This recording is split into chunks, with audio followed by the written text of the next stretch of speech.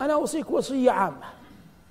وصية طبعا الناس يختلفون، لكن أتكلم عن الحالة الوسطى.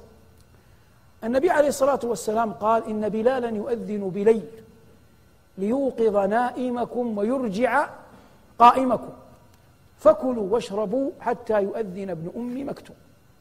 الآن يعمل في بعض مدن المملكة، ولا أدري إن كان هذا عامة، بما يعرف بالأذان الأول، أي قبل الفجر بساعة، وفق ما يعمل بالحرمين.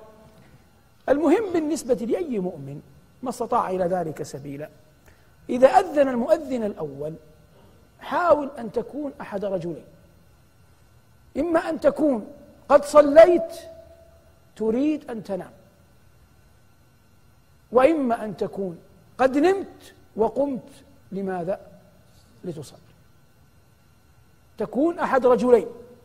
الرسول صلى الله عليه وسلم يقول: ليرجع قائمكم، فتكون أنت قد صليت فبقي ساعة من الفجر كن نائما فيها، هذا معنى ليرجع قائمكم.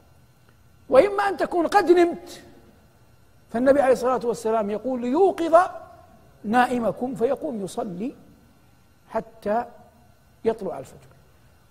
ونبينا عليه الصلاة والسلام جاءت صلاة الليل عنده فيما نقل إلينا من خبر عائشة وغيرها أنها كانت متفرقة، أوتر أول الليل، أوتر نصفه، أوتر آخره، صلى 8 سردا، صلى 6 سردا، صلى مثنى مثنى، وهي أكثر صلاته، يقرأها المؤمن كلها، ثم يحاول في كل ليلة أن يأتي ببعضها، والله الموفق.